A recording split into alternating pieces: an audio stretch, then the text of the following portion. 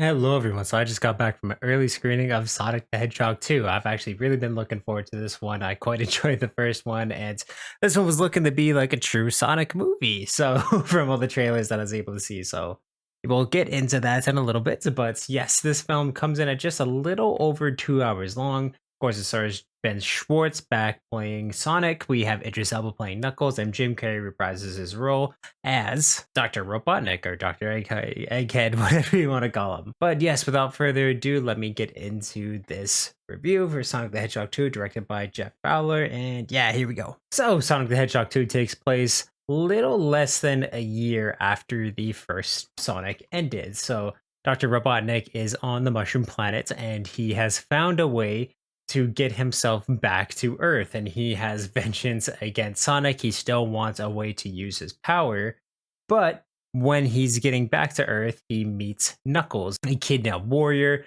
who has a personal gripe against Sonic's race. And he basically sees Sonic as a way to take the Chaos Emeralds and use it to basically gain honor back to his people. So they team up and they're going after Sonic, who has a new ally on his hands, which is Tails.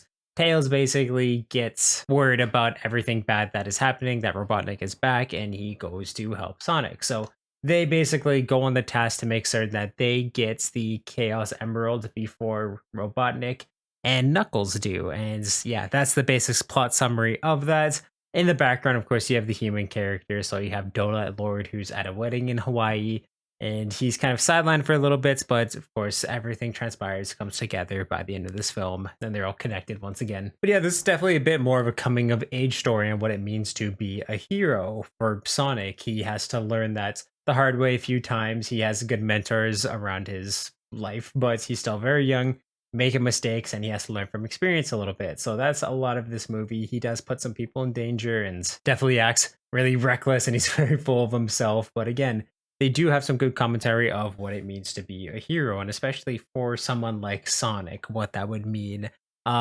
He needs to have people in his life, true relationships, people that he's able to relate to, and he gets that in all forms. He just doesn't get that from people like Tails, but he gets it from his human counterparts too. And there is some very good touching moments. You do believe that these people are family and they care for each other, and they again just some good dialogue all around that isn't cheesy, not corny. It can be funny. It can be, again, just touching. I liked what they're able to do with that. Of course, the voice acting here is pretty damn top notch. I mean, they got the voice actor to from the games to do Tails, and again, just knocks it out of the park. I love Tails. The powers are great. We do get to see a lot more of Sonic's powers too. Tails' inventions and just what he's able to do with his tail and just fly, and just all those abilities are really, really fun to watch, and just see the relationship grow from the start, and just again have them care about each other, which is very, very touching and sweet and fun, funny, hilarious, awesome to watch.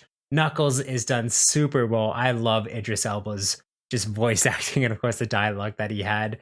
He's really funny. I think he's going to remind people a little bit of Drax from Guardians of the Galaxy, but not kind of a lovable idiots. He just has a lot of pride to him and his people, and they're able to put that in ways that are just funny. He doesn't understand the customs of Earth, of Sonic, or really of anyone, but he's smart. He's able to see through Robotnik, and I mean, it can get a little predictable in terms of where their relationship, Knuckles and Jim Carrey's Dr. Eggman, is going to go in this film, but nothing, again, that's just like you're rolling your eyes at. You like, how in the world do you not see this? Like little things like that. He doesn't know, and they're both kind of using each other in a sense to get to what they want in the end. The action is, I found, a little slower than it was in the kind of first film, where I just found all the action sequences in the first were kind of long, not dragged out, but they were super quick and really inventive. Where this one, I found some of the action sequences didn't really make use of Sonic's powers a lot.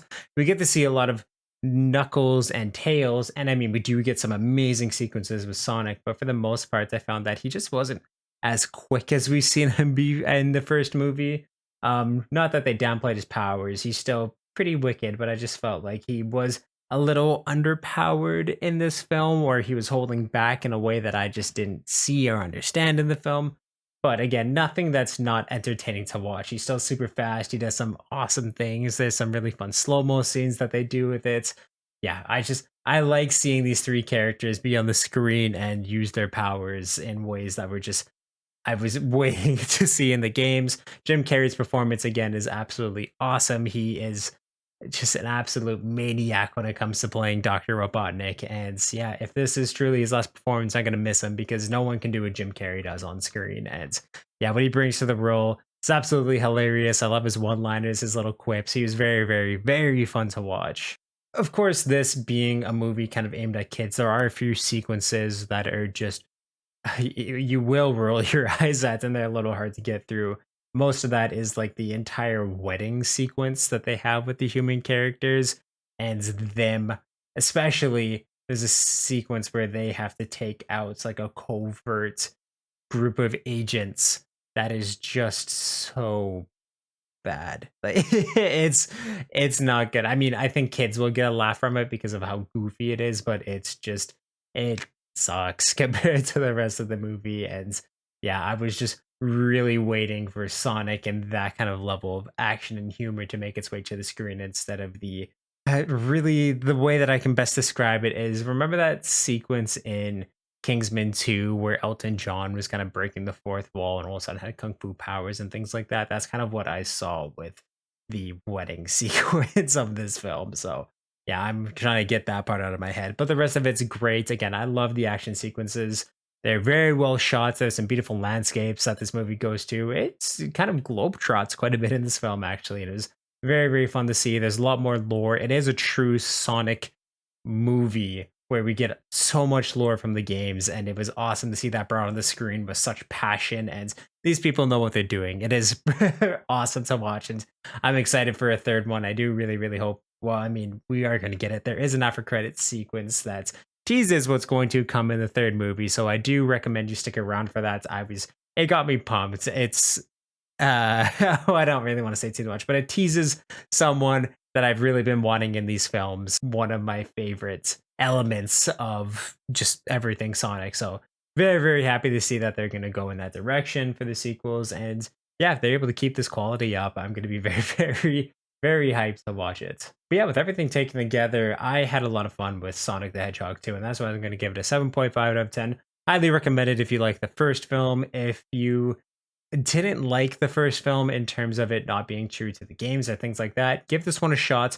Again, it does have a lot of passion and care and just understanding of what the games are all about. A lot of that lore and history make their way into this, and it is a much better attempt at a video game movie than the first one. I liked it. I think it deserves to be up there in the good video game movie categories or video game adaptations. Very, very well done. And yeah, it does get my recommendation. I had a lot of fun with it. It was pretty awesome. Whether you're a kid, an adult, fan of the games, it's just a very, very fun movie. But if you've seen Sonic the Hedgehog 2, please let me know what you thought about it in the comments down below. If you like this review, definitely give it a thumbs up, and you can check out all my other reviews and everything I do on the channel through my playlist down below.